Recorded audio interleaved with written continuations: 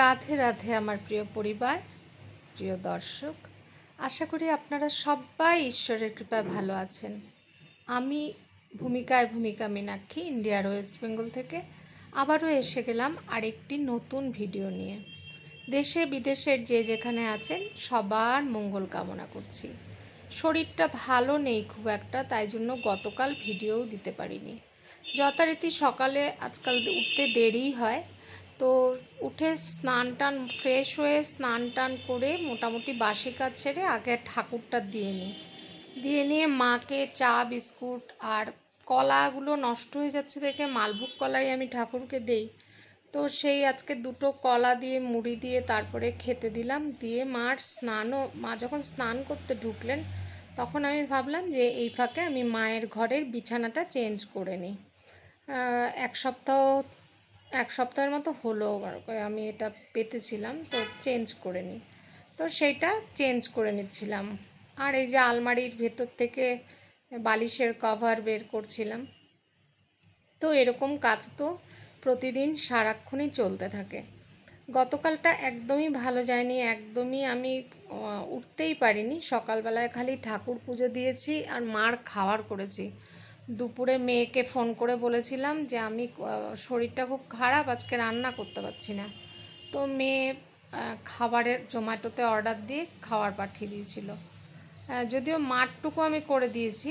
আর যাই হোক, এদিকে হচ্ছে আজকে হলো বুধবার, তো টিভিতে গান চলছিল, গণেশ বন্দনা চলছিল দেখে আমি সাউন্ডটা মানে অরিজিনাল সাউন্ডটা মিউট করে দিয়েছি।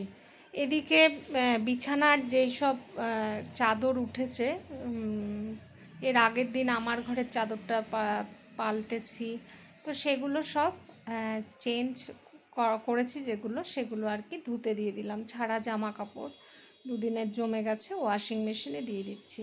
আর বন্ধুরা, এত দূর পর্যন্ত যদি ভিডিওটা কেউ দেখে থাকো তাহলে এটাকে মানে পুরোটাই দেখার জন্য অনুরোধ রইল, স্কিপ না করে পুরোটা দেখবার জন্য অনুরোধ রইল। আর মেয়েদের কাজ, এই যে বলে না, ঘরে যারা থাকে, যারা ইনকাম করে না, ঘরের কাজকর্ম করে, তারা আর কি এমন কাজ করে, তাদের কদরও অনেক কম। কিন্তু আমার তো মনে হয় যে সারাদিন যারা ঘরে কাজ করে, মানে হাউসওয়াইফরা যারা কাজ করে, তাদের প্রচুর কাজ। এটা সবজি কেটে জলটা, ওই যে পেঁপে সিদ্ধ দিয়েছিলাম, পেঁপের বিচিটা আমি যেদিকে বারান্দায় গাছে দিয়ে দিচ্ছি। এদিকে আমি সকালে যে তুলসী ওখানে ধূপকাঠি জ্বালিয়েছিলাম সেটা এখনও জ্বলছে। তো যাই হোক, আমি এরকমভাবে গাছে চাল ধোয়া জল, ডাল ধোয়া জল, এরকম সবজির জল, এগুলো সব গাছে গাছে আমি দিয়ে দিই। রৌদ্রের তাপ নেই, কিন্তু মানে রৌদ্র দেখা যাচ্ছে না, কিন্তু গরম, বেশ গরম।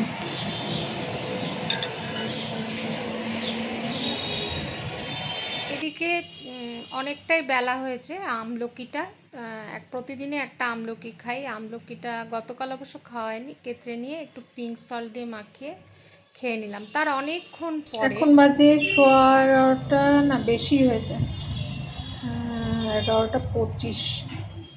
তো ভাবছি যে খুব খিদে পেয়ে গেছে, সকালবেলা 11:25, তো একটুখানি টক দই আর একটু মুড়ি নিয়ে নিলাম। একটু টক দই মুড়ি খেয়ে নিয়ে তারপরে কাজ করবো, অনেক কাজ পড়ে আছে।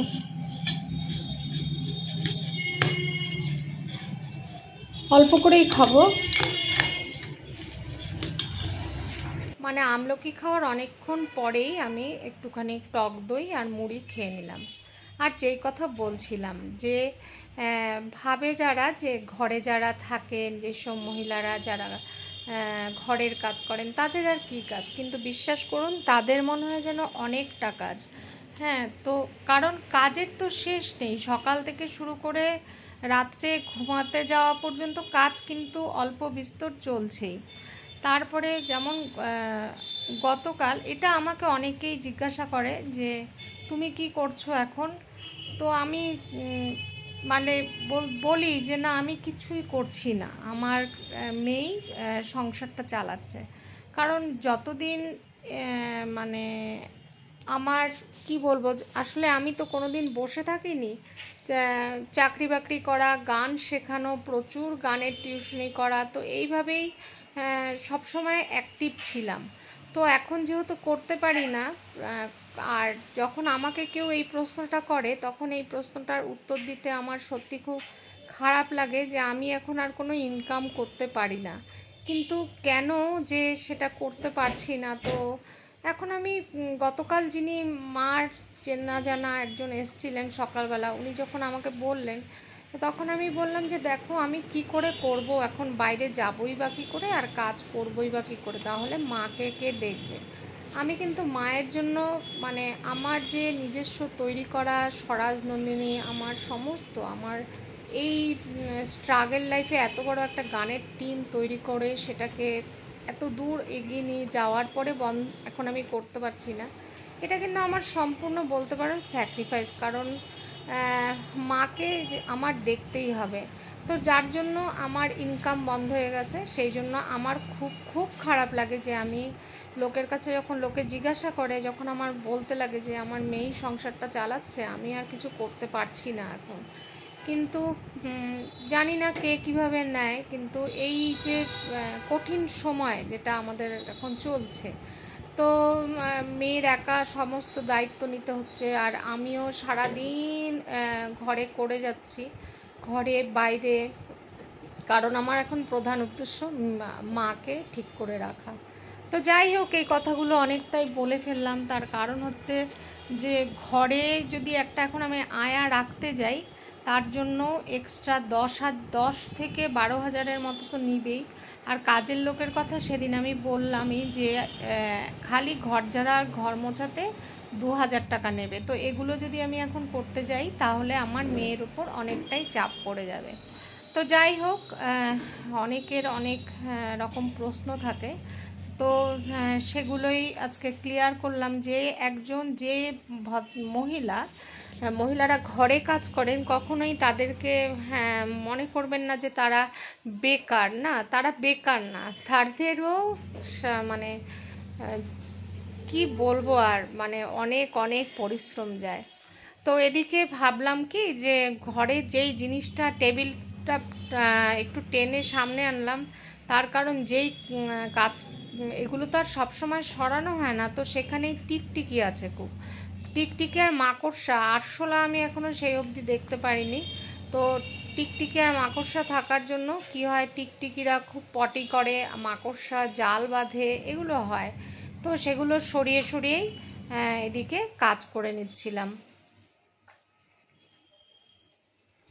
আর আমার না এখন রিস্টে খুব ব্যথা, মানে কবজিটার মধ্যে খুব ব্যথা, এই ঝাড়ু টাড়ুগুলো ধরে ঝাড় দিতে পারি না।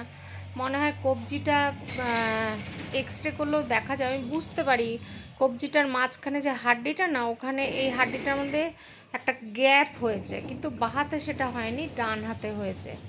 হ্যাঁ, তো যার জন্য এই ঝাড়ুটাও খুব ভারী মনে হয় আজকাল আমার কাছে, ঝাড় দিতে পারছি না। একটা পাতলা ঝাড়ু কিনতে হবে, যেগুলো 1 মাস আগেও আমার মনে হতো না, আজকাল এরকম মনে হচ্ছে। আর ঘর মোছার যে লাঠিটা, যে স্ট্যান্ডটা, সেটাও হচ্ছে ঘর মুছতে গেলে ওই লাঠিটা নষ্টও হয়েছে, লম্বা ছিল, কি করে যেন ওইটা টাইট হয়ে আটকে গেল, আর আমি টেনে লম্বা করতে পারছি না। তো ওটাও খুব ভারী মনে হয়। এখন একটা হালকা লাঠি, মানে হালকা দেখে ঘর মোছার কিছু কিনতে হবে। আর এগুলো তো আমার প্রতিদিনেরই কাজ, সব জিনিস সরিয়ে মোছা পরিষ্কার করা, কারণ নইলেই ধুলো ময়লা একদম ভরে থাকে, ভালো লাগে না। আর এই দিকে এই কাজ করতে করতেই মা বললেন যে মার খিদে পেয়ে গেছে, তো মাকে তখন আমি খেতেও দেব।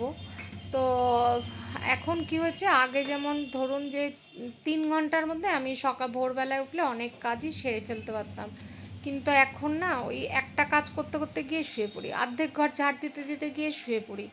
কারণ এরকম একটা ক্লান্তি ভীষণ শরীরের ভিতরে, আর এই যে হাতের রিস্টের যন্ত্রণা, কোমরের যন্ত্রণা, এগুলো হচ্ছে দেখে কাজ করতে করতে আমার সারাদিন গড়িয়ে যায়। হ্যাঁ, তো ভাবি যে ঠিক আছে আস্তে ধীরে করব, যে বললাম গতকাল কিচ্ছু করিনি, একদম শোয়াই ছিলাম।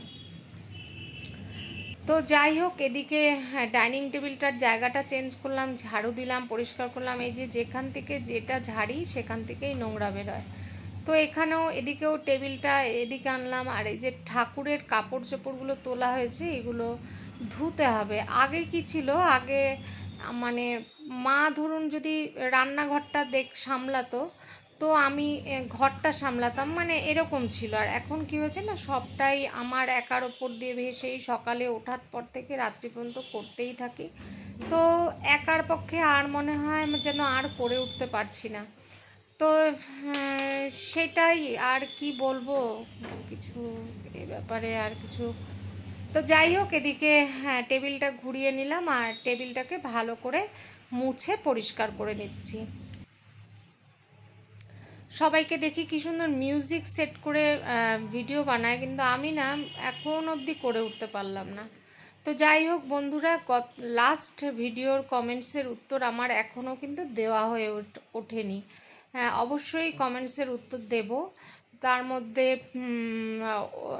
ইসের কথা, অরুণিমার কথাটা আমি আনকাট রুবি ওই দিদিভাইয়ের থেকে জানতে পারলাম যে উনিও খবর জানেন না এখনও।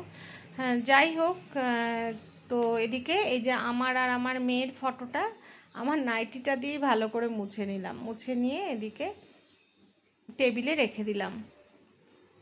আর এখানে মা হয়তো খাওয়ার খাবে বলছিলেন, সেই জন্যই আসলেন।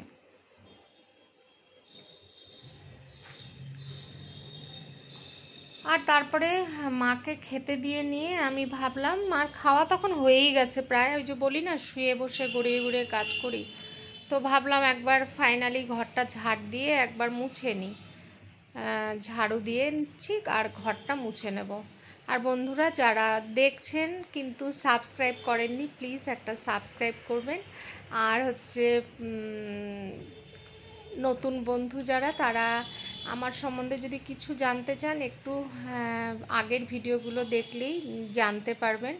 হ্যাঁ, আর আপনাদের লাইক কমেন্টস পেয়ে ভীষণ ভালো লাগে। আর কি করব বলুন, আলসামি করতে পারি না, যদি আলসামি করি তাহলে আমার নিজেরই লস। সেই জন্য আলসামো করে যে শুয়ে বসে থাকবো সেটাও পারি না। তবে খুব একা একা আর পারছি না, এটা বারবারই বলছি যে আমার আর একা একা করতে পারছি না। এত বড় একটা ফ্ল্যাট, সেটাকে পরিষ্কার পরিচ্ছন্ন রাখা। তারপরে অনেকক্ষণ পরে একটুখানি দই, হলুদ, আর হলো কি ছিল, লেবু, আর টক দই, হলুদ, লেবু আর চালের গুঁড়া, এটা আগের দিন যে মেখেছিলাম সেটা ফ্রিজে রাখাই ছিল। ওটাকে ভাবলাম যে ঘর মোছার আগে একটুখানি এটা মেখে নিয়ে তারপরে ঘর মুছবো। তো যেই ভাবা সেই কাজ আর কি, তো সেটা করে নিলাম। আর এদিকে কাপড় কাচা হয়ে গেছিলো, সেই কাপড়গুলো স্পিন করে নিয়ে এবার আমি এইগুলোকে বের করে নিয়ে রোদ্রে শুকোতে দেব। ব্যালকানিতেই দিয়ে দিই, আর বাইরে যাই না, মানে বাইরে বলতে আর ছাদে যাই না আর কি।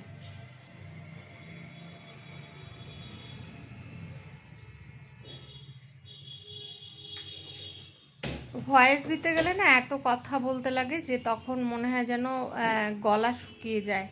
আর এখন ভয়েস দিচ্ছি হচ্ছে দুপুর 2:20 বাজে। আর একটু পরেই এক্সপোর্ট হয়ে গেলেই এটাকে আমি আপলোডে বসিয়ে দেবো। আজকে এই যে 2টো বিছানার চাদর কেচেছি, একটার উপর একটা দিয়ে রেখেছি, শুকিয়ে যাবে।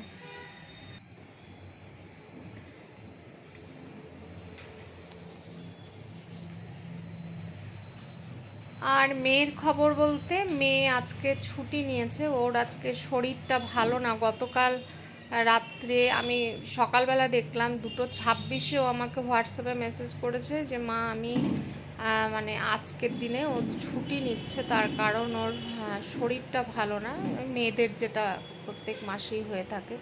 তো যার জন্য ওর খুব পেটে ব্যথা। কালকেও কাজ করছিল আর বলছিল আমি আর থাকতে পারছি না। তো যাই হোক, সেই জন্য মেয়ের সাথে একটুখানি সময় কথা হলো। ও ঘুম থেকে ওঠার পরে লিখেছিল আমি ঘুমাবো, ঘুম থেকে উঠে ফোন করব। তো সেইভাবে ঘুমাতেও পারিনি, খুব পায়ে আর পেটে ব্যথা করছে।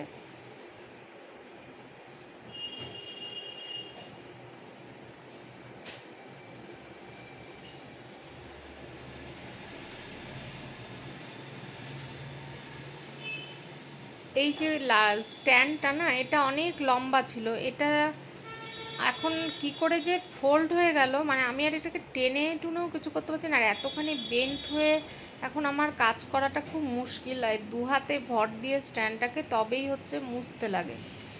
তো যাই হোক, ঘর দুয়ার মোছা হয়ে গেছে, এদিকে আমার গ্যাসও মোছা হয়ে গেছে।